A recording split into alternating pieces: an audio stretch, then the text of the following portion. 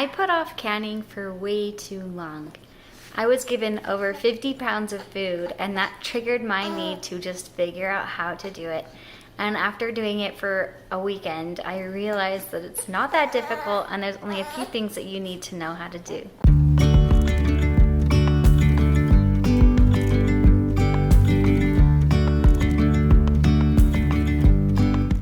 Sourdough English muffins. You guys, if you haven't tried these yet, you really need to. I'll put the recipe in the description below, but these are honestly one of our family favorites for breakfast. Startled our eyes, we let go of disguise. If it looks like I'm making a ton, that's because I am. I double this recipe every single time that I make it. I get 3 pans going and just whip them all up so that I don't have to make them constantly. Restoring everything within.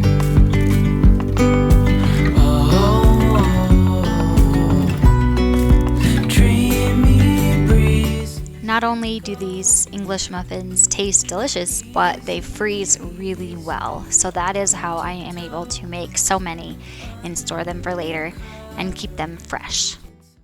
Canning has just been something I've always wanted to try, but absolutely terrified of doing it. My grandmother gave me like over 50 pounds of food, and I decided that this weekend was the weekend to try it. Water bath canning does have a less upfront cost than, say, pressure canning, because you don't need a pressure canner. You just need a water bath canner, which is basically just a really large pot with a wire rack inside. You'll need, obviously glass jars with lids. You cannot reuse the little sealing part of the lid, the cap. You have to get new ones every time you do that.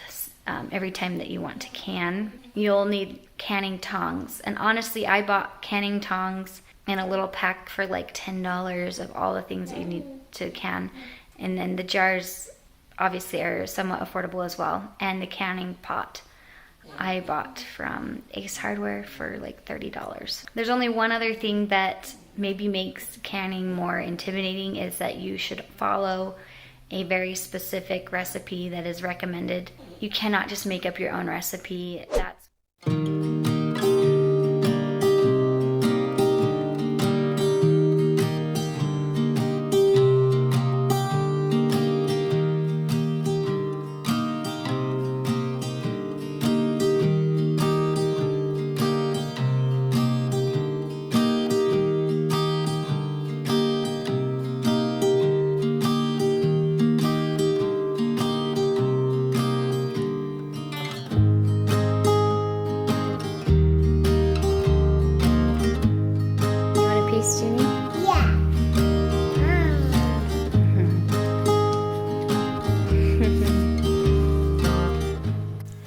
We decided to go ahead and dehydrate some cinnamon apple chips before canning. My kids love those, so we did a few batches of those first.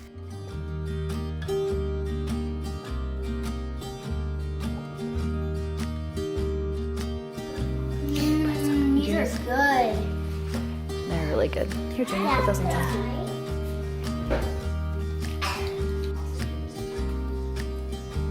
I didn't grab that piece.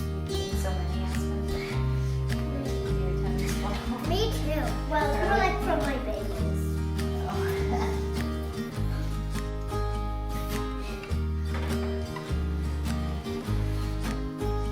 Please don't eat anymore.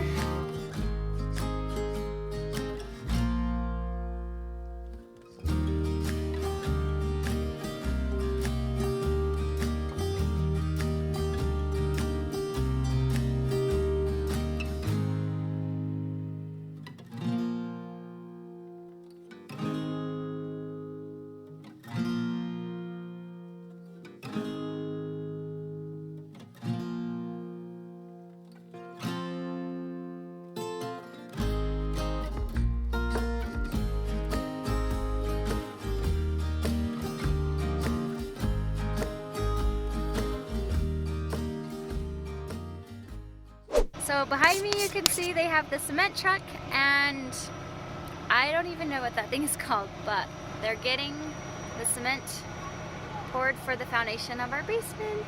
We're so excited. So last week they had the footings, and then they had the walls or the supports and like rebar, and then now it looks like they're pouring in the concrete.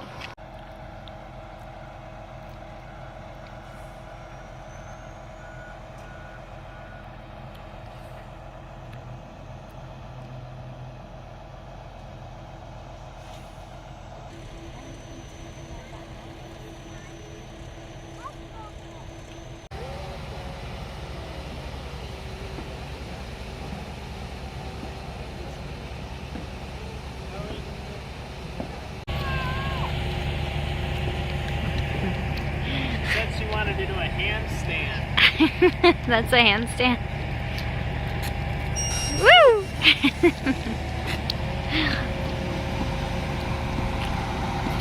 Woohoo!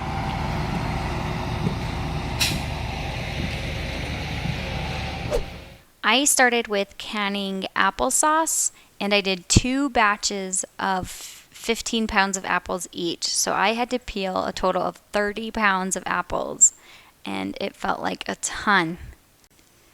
So then I cooked the apple slices in, I think I had to use 2 pots because I didn't have a big enough pot. But I cooked them down until the slices were soft enough, and then I used my immersion blender to blend up the apples while they were in the pot into applesauce.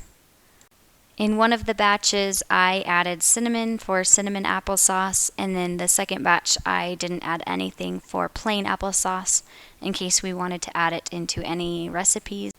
After you add the applesauce into the jars, you want to make sure there are no remnants of food or anything sticky on the tops of the jars before putting your lids on.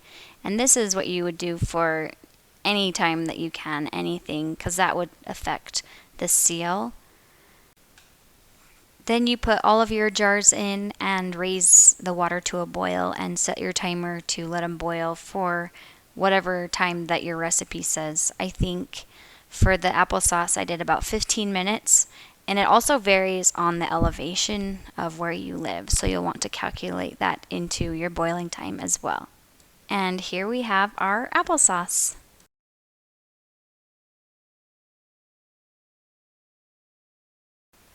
There are 2 methods for water bath canning. There is the cold pack method and the hot pack method. I chose to do the hot pack method to have less shrinkage in my jars, and it turned out to work really well. And I will share the recipes that I followed for the applesauce and for the pears in the description below. I was planning on making jam or jelly with all of the plums that we got too, but my son, my 4-year-old, ended up just eating most of them so quickly. He loved them, which I was glad because we bought 2 plum trees, so we'll have lots of plums, and it's good to know that they'll get eaten and they'll be loved.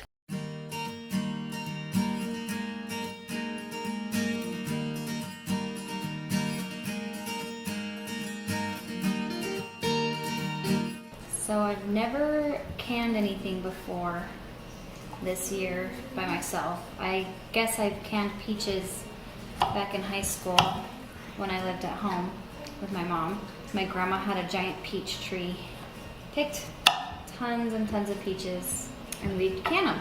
This year my goal has been to learn how to can things on my own so that when we have our own produce growing in our yard, I will be able to know how to can it. So right now, while we're in our rental and I don't have a lot of work to do outside, I can turn to learning how to can inside. There's probably a faster way to do this, but this is what I'm doing. I said to put it in lemon water, so peel your pear, slice it, and put it in lemon water while it's waiting so that it doesn't turn brown.